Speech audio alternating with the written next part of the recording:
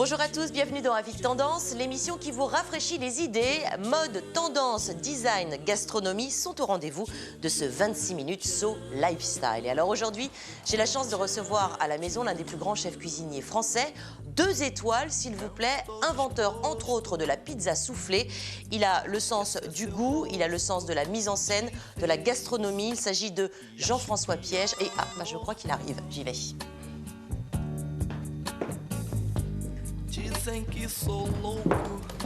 Oui. Oui, c'est Jean-François. Oui.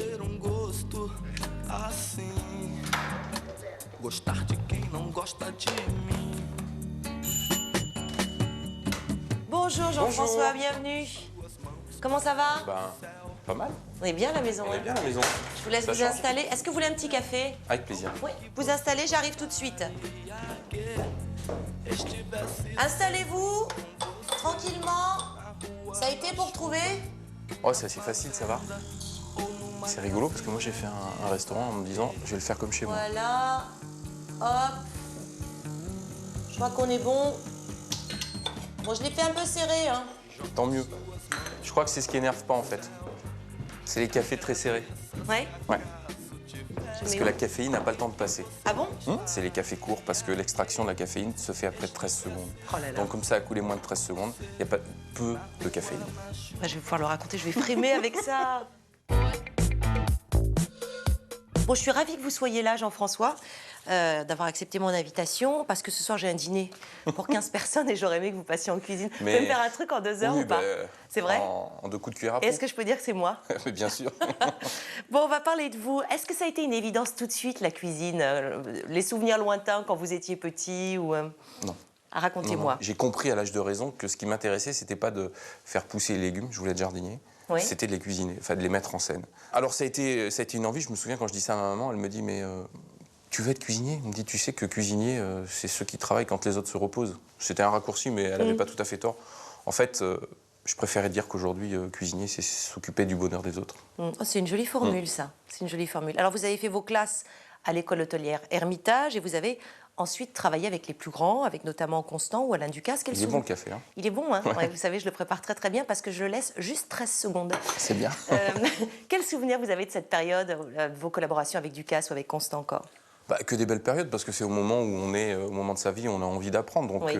on est une éponge. J'étais Oui. une vraie éponge. Oui. Et alors, en 2009, vous avez créé votre petit bébé. Hein. Vous avez repris la célèbre brasserie Tout Mieux qui existait depuis 1923. Pourquoi cette brasserie? Expliquez-moi. C'était une brasserie qui avait eu le succès, et je pense, qui a plu plaira. Donc, je me suis dit, déjà, 1, c'est une bonne adresse. Et 2, il y avait 1000 mètres carrés. Et c'est important aujourd'hui d'avoir 1000 mètres carrés dans Paris, parce que j'ai pu faire la brasserie, j'ai pu faire le restaurant, Oui. l'hôtel, un salon privé, bientôt un petit univers sucré, voilà. Donc c'était un terrain d'expression qui était intéressant. Alors, on parlait de votre brasserie, mais également du restaurant qui a reçu sa 2e étoile en 2011. C'est un vrai concept qui a été pensé dans son intégralité. Donc, expliquez-moi le choix. On a le choix parmi les ingrédients. Expliquez-moi comment ça se passe. Il faut parler du lieu d'abord. Oui. Quand on a choisi India Madavi pour faire le restaurant au premier étage, j'ai beaucoup aimé parce que j'ai voulu prendre une femme et pas un homme. Un homme, très souvent, c'est la performance. Elle était dans le confort. Oui. Et je voulais un endroit confortable. Mes expériences que j'ai dans des restaurants, j'ai essayé de lister tout ce que j'aimais pas. Je l'ai dit à India et on a réfléchi ensemble à la hauteur de la table, au confort de la chaise. Je voulais un endroit de confort, mais de confort réel et de confort visuel. Donc, il y a 9 tables, il y a 20 couverts. C'est pas un menu imposé. Alors ça, voilà, ça m'intéresse. C'est pas un menu imposé. Donc, vous proposez un choix parmi des ingrédients et vous vous dites au client, voilà, qu'est-ce qui vous ferait plaisir aujourd'hui? On a ça, ça, ça. Et il dit, moi, je veux du veau. Et donc, vous lui proposez quelque chose. Il ne sait pas ce qu'il va manger, finalement. Il sait que c'est du veau. Il sait que c'est du veau. Je vais donner les ingrédients à choisir et moi, je vais les cuisiner. Alors, on a parlé de la brasserie, du restaurant. Parlez-moi de l'hôtel, maintenant. Ah, ça, c'était le petit plus, en fait. Mon rêve, à 25 ans, c'était d'être aubergiste. C'était d'avoir un petit endroit en province. Aubergiste, je fais une caricature, hein. Oui, Petit endroit en pour province accueillir. pour accueillir les gens. Et c'est marrant parce que à 25 ans, j'ai travaillé avec Alain Ducasse, j'étais le chef du Plaza, j'étais le chef du Crillon, j'ai fait l'antithèse de tout ça. Il a fallu que j'attende 2008 pour acheter Tout Mieux pour le faire. Oui. Bon, voilà, c'était peut-être le moment. En fait, c'est une auberge sans prétention qui est joliment décorée. Alors, quand on me parle des chambres, je dis c'est des petites chambres Joliment décorées ou c'est des jolies chambres petites? Je sais pas. Bah, c'est des petites chambres joliment décorées. Parisiennes, Voilà, parisiennes. parisiennes. Et alors, vous avez également, puisque vous n'arrêtez pas, un livre, L'art de manger. Oui. Alors en fait, ça s'appelle le manifeste, l'art de Oui. manger. Et en fait, un jour, c'est un artiste qui me dit, c'est quoi pour toi l'art? Alors moi, je me lance dans une discussion super compliquée. C'est difficile, effectivement, super à définir. difficile. Ouais. Et il me dit, moi, je vais te dire la mienne, qui était beaucoup plus simple. Je lui ai volé depuis. Il me dit, tu sais, l'art, tu sais quand tu y es confronté, c'est que ça change quelque chose en toi. Et en fait, naturellement, quand on mange, que ce soit bon, pas bon, je ne vais pas qualifier. Bien sûr. On n'est plus le même. Non, c'est clair. Et je me suis dit, on tient quelque chose. Alors, en tant que grand chef, vous devez forcément connaître la ville de Lyon. C'est surtout la capitale de la gastronomie française. Alors, vous connaissez le Lyon de la gastronomie, mais est-ce que vous connaissez le Lyon design, art de vivre, lifestyle? Très peu. Très peu. Eh ben, je peu. vous y emmène. On y va. Si Lyon était une femme, ce serait une maîtresse partagée entre les bras de deux amants fleuves, le Rhône et la Saône. Une belle pieuse dévoilant parfois des secrets et des spécialités coquines. Belle de jour comme de nuit, Lyon rayonne.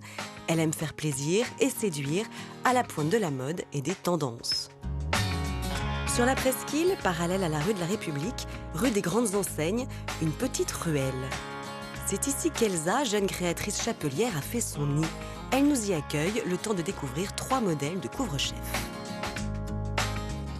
Pour l'été, un chapeau en paille naturel, formé entièrement à la main. On peut l'accompagner de sa petite cravate. Pour nos pique-niques d'été, pour quand on est un petit peu urbain, pour quand on veut avoir un petit côté rétro. Second chapeau. Alors c'est un chapeau en poil de lapin. C'est un feutre véritable.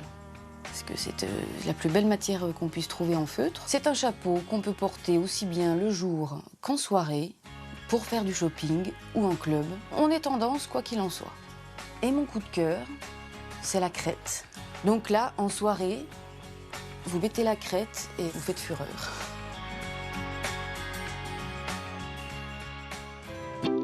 Autre jeune créatrice, autre endroit, un atelier aux abords de Lyon. Alexandra est une véritable magicienne. Par son talent et sa créativité, elle redonne une seconde jeunesse aux meubles anciens.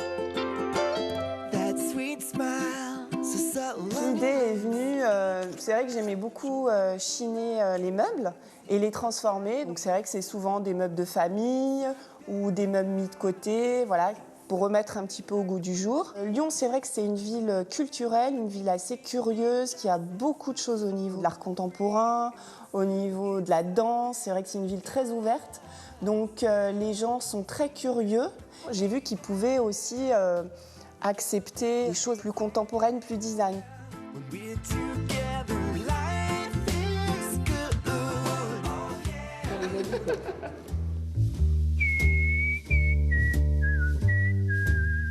Pour la pause déjeuner, retour sur la presqu'île face à la basilique d'Énay. Dans ce resto, il ne manque pas grand-chose pour se croire au bord de la mer. Une adresse un petit peu différente, assez contemporaine, avec une cuisine simple, abordable, qui permet de se retrouver entre amis, mais aussi d'être dans un cadre un peu plus sérieux, faire un déjeuner d'affaires par exemple, ou un dîner. Et les gens disent du Café Mademoiselle qu'on s'y sent un peu comme chez soi, parce qu'il y a un côté décontracté, tout en restant chic. Des plats sains, frais, avec des produits de saison, une carte avec un choix réduit mais qui change régulièrement. Voilà, et ça je pense que c'est la tendance à laquelle on colle, sans pour autant être conceptuel.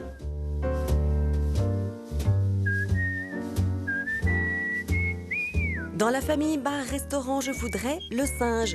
Pour vos virées nocturnes, voici un repère bon chic, bon genre à la déco anglaise très 19e siècle. On se croirait chez Tante Margaret, en respectant des codes, alors parfois bien trash et bien osés, comme les rayures roses et pourpres. Le verre anglais qui est quand même pareil, il faut, sur un mur, sur un timbre-poste, c'est sympa, c'est agréable. Sur un mur, dans une pièce, faut y aller. La tapisserie à fleurs qu'on a dû aller chercher en Angleterre parce que c'est absolument introuvable maintenant. Dans l'offre qu'on propose, je pense que tout le monde y trouve plus ou moins son compte finalement au niveau des goûts, des saveurs. Et puis le fait qu'on travaille déjà aussi avec des produits frais, les gens apprécient en fait ce côté un petit peu authentique. Maintenant, retour un peu aux sources et retour à la nature. 3 adjectifs pour qualifier le club. Eh bien, je dirais espiègle comme le singe, convivial et puis curieux. Et voici notre coup de cœur pour cette édition lyonnaise, un écrin design signé par un studio parisien d'architectes. L'objectif de ce distributeur de mobilier contemporain, faire entrer le design dans notre quotidien. On se développe ici sur 1000 mètres carrés, lieu qui exige de notre part une sélection assez pointue au regard de l'offre des collections que nous avons et que l'on traite d'une manière très scénographiée. Et c'est l'exigence d'un lieu comme celui-ci d'avoir l'opportunité de scénariser et de proposer des ambiances très typées pour que les gens puissent se projeter et imaginer leur intérieur avec les assemblages que l'on fait. Rien n'est figé, toutes les 4-5 semaines les ambiances changent, les mix changent. C'est un lieu qui permet d'expérimenter des assemblages, mais surtout d'accueillir les clients et leurs architectes autour de leur projet et de leur offrir en fait le panel de toute la bibliothèque et la base de données que nous avons. Et pour quelques coups de cœur supplémentaires, nous rencontrons Céline, notre blogueuse. Si je devais décrire Lyon en 3 mots, ça serait déjà beau parce que c'est une belle ville. C'est une ville qui est dynamique aussi. Il y a plein de choses à faire, il y a plein de choses à découvrir et il y a plein de nouvelles choses qui se créent assez souvent. Et enfin, je dirais que c'est une ville cosmopolite aussi parce que j'y ai rencontré pas mal de gens de nationalités différentes et les gens se parlent assez facilement, donc il fait bon vivre à Lyon. Lyon, la ville aux 1000 visages. Cité de caractère, fière de ses traditions et de ses spécialités, entreprenante avec son vivier de créateurs, d'événements et de métamorphoses, quand elle s'illumine à la tombée de la nuit, on se laisse porter par sa poésie, en rêvant à demain.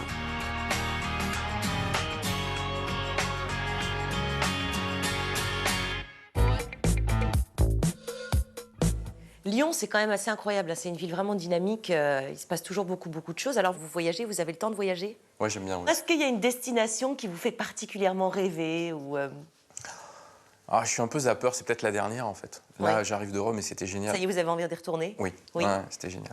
Donc, vous voyagez, vous avez donc quand même le temps de prendre des vacances. Vous essayez de partir un peu loin l'été, vous Ouais. essayez de... Dans ces cas-là, comment ça se passe? Le resto, on ferme tout? Un restaurant est fermé. Oui. Le mois d'août, tout le personnel en vacances et on part. Vous pouvez me parler d'une journée type? Il n'y a pas de journée type, c'est suivant ce que j'ai à faire, suivant comment j'ai envie de le vivre et suivant comment ça se passe en fait. Mais les ingrédients, le personnel, les deux choses importantes dans notre univers. Et réfléchir à ce qu'on va faire demain. Ça, c'est hyper important. Que ce soit dans l'assiette, en dehors. Il faut avoir une longueur d'avance? Je pense que c'est un mouvement. C'est pas une longueur d'avance. Il ne faut pas s'arrêter en fait. Faut pas s'arrêter. Un jour, quelqu'un m'a dit est-ce que les travaux d'hôtel sont terminés? Je lui ai dit non. Il me dit mais ça fait 2 ans déjà. Je dis en fait, ils seront terminés le jour où on vend l'hôtel. Oui. Dans Le Guépard, le film Le Guépard, il y a une petite phrase qui est un peu mon leitmotiv c'est pour que rien ne change, il faut que tout change. Oui. Donc être en perpétuelle réflexion. Vous êtes fondu de déco, on l'a vu, vous vous intéressez à plein de choses. Est-ce que l'esprit boudoir, ça vous parle? Est-ce qu'on le retrouve chez Tout Mieux?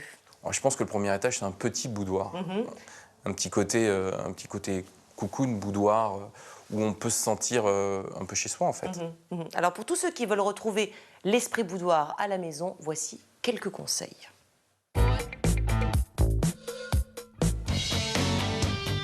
Couleurs poudrées, meubles patinés, ambiance feutrée, l'esprit boudoir des cocottes revient en force dans nos intérieurs. De quoi mettre au point des pièces glamour. Mais d'abord, c'est quoi un boudoir?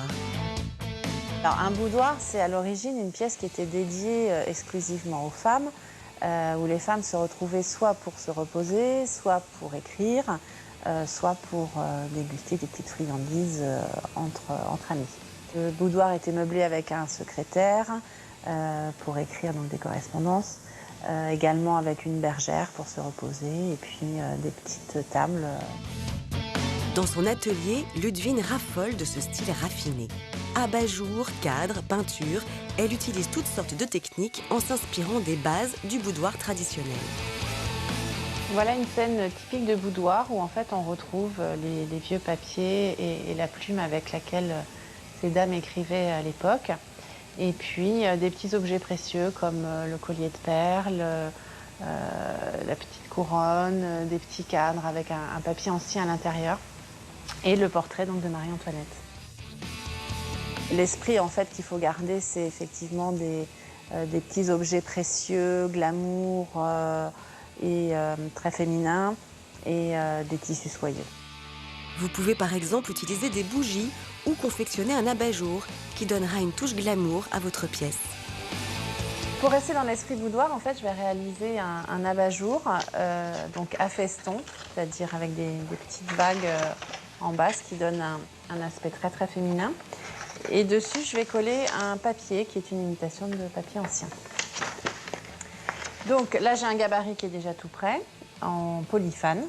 C'est la matière qui est utilisée pour faire les abat-jours. Là, je découpe le long du gabarit en faisant bien attention de ne pas découper le polyfane. Collez le polyfane sur le papier ancien et refermez le tout avec du scotch. Ensuite, je vais donc réaliser des trous ici, tout le long. Et je vais faire mes trous à peu près tous les centimètres. Passez ensuite le ruban dans les trous et voilà. Il n'y a plus qu'à faire un nœud pour le fermer. Sur mon secrétaire, pour donner cet esprit boudoir.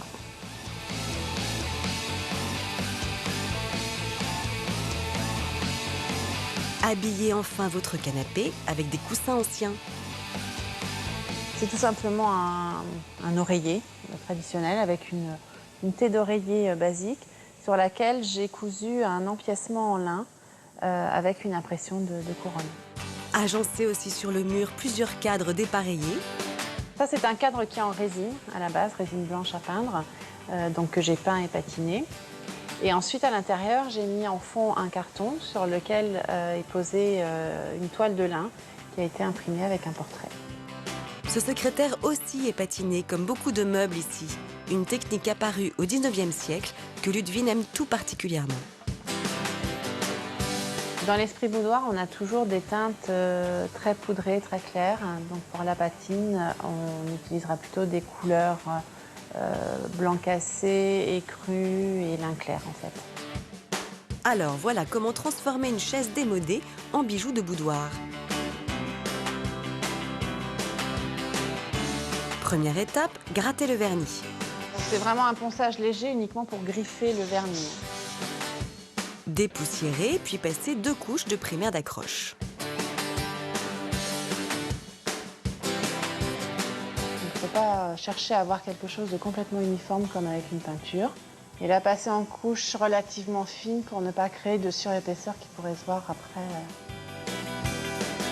Appliquez ensuite 2 couches de peinture même sur l'osier. Quand on applique la peinture, il vaut mieux appliquer en couches relativement fines, quitte à rajouter une couche de peinture. Dernière étape, la patine. Elle est composée de cire et de pigments à appliquer au chiffon. Et on applique comme ça, directement sur la peinture. Sur l'osier, j'applique en fait uniquement une cire incolore qui permettra de protéger la peinture. Voilà, donc ça c'est le résultat qu'on obtient en fait quand la patine est terminée. Voilà, vous avez les clés du boudoir. À vous de jouer.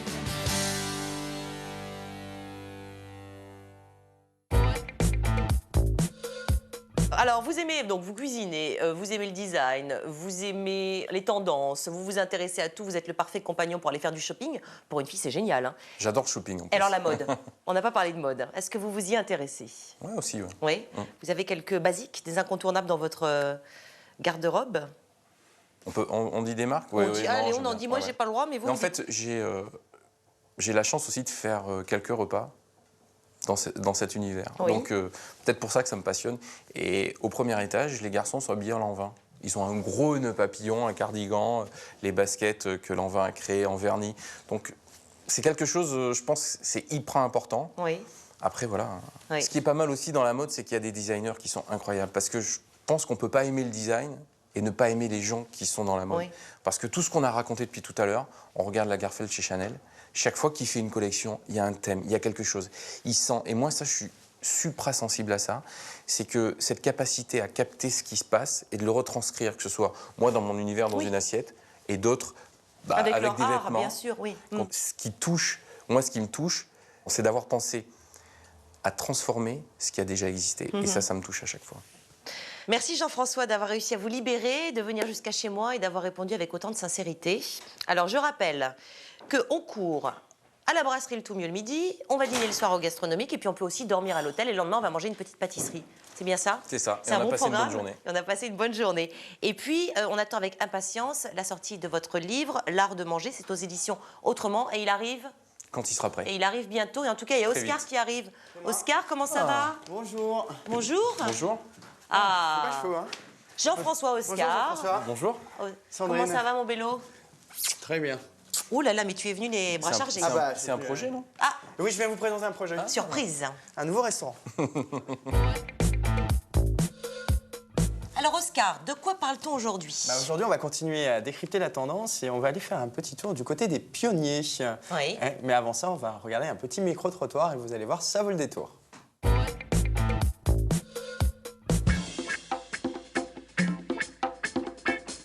Alors, si je vous dis la tendance retour à la nature. Ouais, je connais pas. J'ai jamais entendu parler. Ça me fait penser à quelque chose d'écologique, plutôt. Par exemple, la nature c'est très bon pour la santé. Ou quoi. Retour à la nature. Il y a des marques comme ça qui jouent vachement sur ce côté très naturel ou ouais, côté nature. Le retour du bio. C'est ça, entre autres. Et surtout l'hygiène de vie, en fait. L'hygiène de vie, je sais, mais j'arrive pas. Je suis étudiant, je suis jeune, je sors, je dors pas, voilà. J'aime la nature aussi, mais je suis pas un militant, je suis pas... D'accord. Voilà. Mais j'ai conscience que ce serait peut-être temps qu'on fasse tous quelque chose, quoi, pour que ça se passe mieux. C'est quelque chose d'extraordinaire de retourner à la nature. Ah, retour à la nature, oui, mais j'aime bien aussi le retour à la nature, mais pour un tout petit pourcentage. Ça permet en un sens, moins de maladies, moins de problèmes. Je pense qu'il y en a un peu assez du superflu, etc. On a un peu besoin de respirer, on a un peu besoin de verre. Chacun de nous devrait être concerné par cela. Si tout le monde retourne à la nature, alors on n'a pas assez de nature pour cela.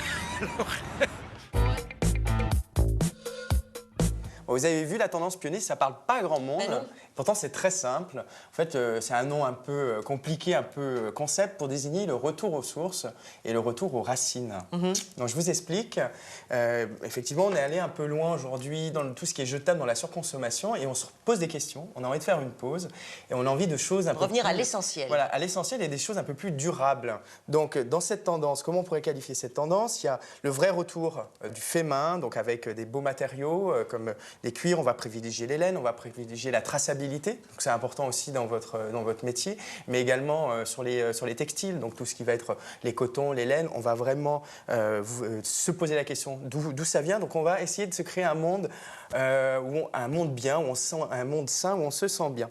Donc c'est le retour également des petits commerces avec tout ce qui est le producteur, la consommation directe avec les producteurs. D'ailleurs, ça se développe beaucoup. Je ne sais pas si vous l'avez remarqué, mais les potagers aussi en ville. Sur les balcons. Ouais, sur les balcons. J'ai même fait pousser moi-même. C'est vrai? Vous en avez un? Qu'est-ce que vous y faites pousser sur votre balcon? La même chose que ça, le persil, la menthe, le basilic, les petites choses qui vont venir égayer des plats. Parce que parfois, un petit coup de ciseau, on met un peu de menthe dans quelque chose auquel on n'a pas l'habitude. Ah mais ça change tout, hein. Ça change tout. C'est vrai. On vit également, on essaye de vivre en autarcie, donc de réparer les choses. Qu'est-ce que c'est que ce truc rouillé là? Donc ça, ce sont en fait, c'est de matière naturelle. Pardon. Ce sont en fait, c'est fait avec les restes de marc de café.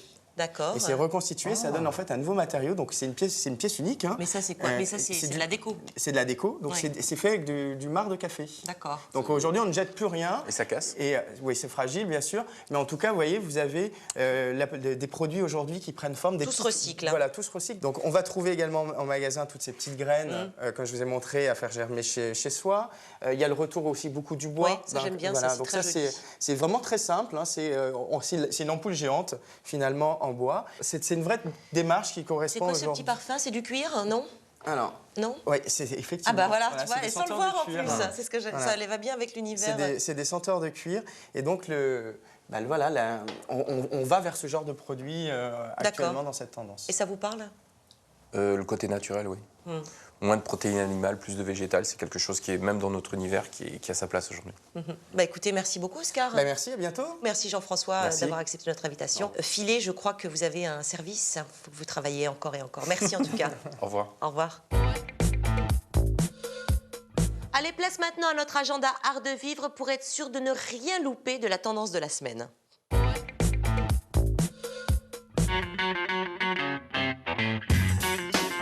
Sortez vos agendas, voici nos dates Art de Vivre pour cette semaine.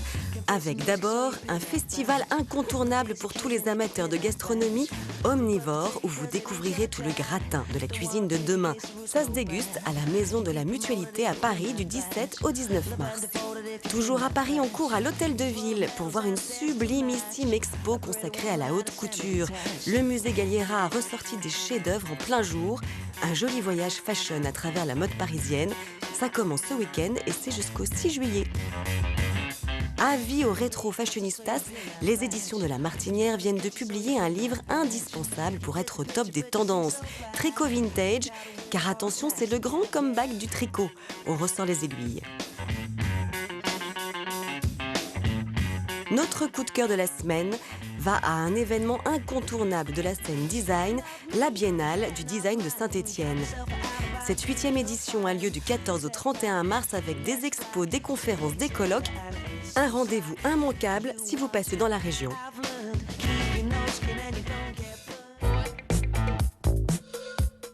Et bien voilà, Avis de Tendance est déjà terminé. Vous pouvez bien sûr retrouver toutes les infos sur le site stylia.fr. On se retrouve dès la semaine prochaine. Nouvel invité, nouvel univers. En attendant, je vous fais de gros baisers et portez-vous bien. Bye bye. And everybody's gonna die.